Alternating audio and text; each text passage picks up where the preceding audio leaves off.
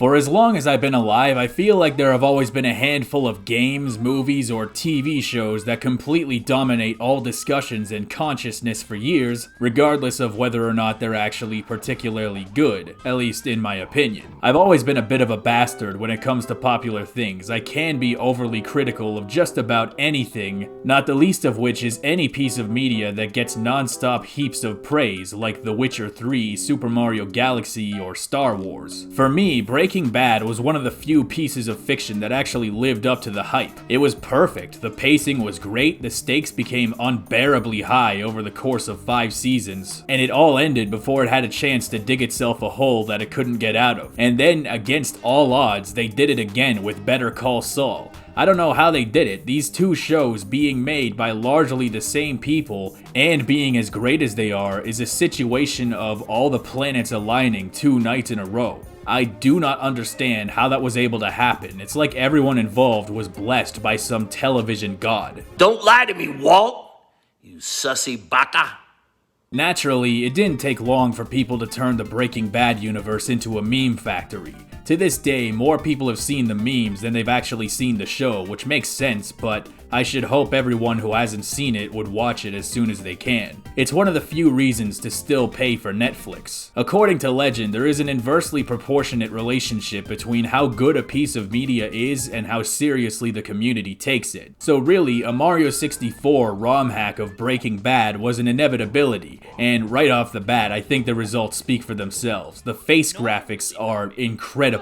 I have never seen Mario 64 look this good, and I have to give credit to the wonderful voice acting. Quick, I think he's heading downtown, yo, Mr. White. Breaking Bad 64, also known as The Disaster of Brain Rot 2, Walter's White, Wet, Wild Adventure, follows Walt and Jesse on another wet, wild whirlwind adventure. As it turns out, Kirby has stolen their methamphetamine, so they team up with Saul Goodman, who assumes the form of Saul Bad Guy from Guilty Gear, and gives Walter White the power of Maze Dolphin, and also to say Totsugeki in the most deadpan tone possible. Totsugeki. Along the way, they face off against Schrader bots, which are just Goombas whose entire body is a JPEG of Dean Morris's face on it. Turns out, San Francisco actually has a secret portal that goes all the way to Albuquerque, New Mexico, which is incredibly convenient considering it's usually a 17-hour drive. Even though I've never been to Albuquerque in real life, I'm sure everything you see here is 100% accurate. The gameplay is simple. Using Walter White's iconic wall-jumping dolphin abilities, you must collect 5/10 of blue sky in order to restore the Meth Star.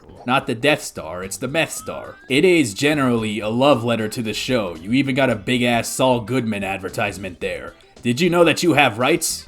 Well, not in here you don't. This is Mario 64. This is an extremely short game, most of whose runtime I spent trying to get the dolphin to work the way I wanted it to.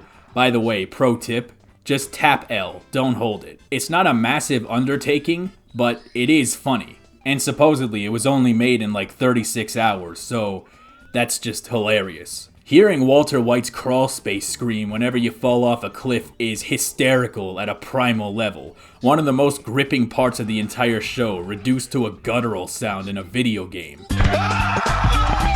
Really, Walter's voice is the funniest part of the entire hack. From what I can tell, it was all made using some elaborate text-to-speech program mimicking Walter's voice, and also sound bites from the actual show. If I had to guess, the creator just typed "yeah, wahoo, pyahoo, haha" into the program and took the first result without any further revisions. At least I hope that's what they did, because that's what I would do.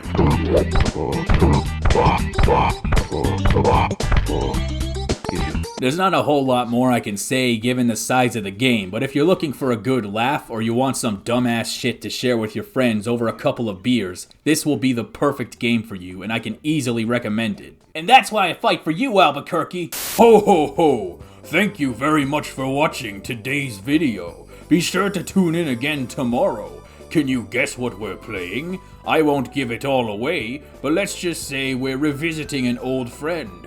And there might be cake, too. Yes. Santa could really use some cake right now. Ho ho.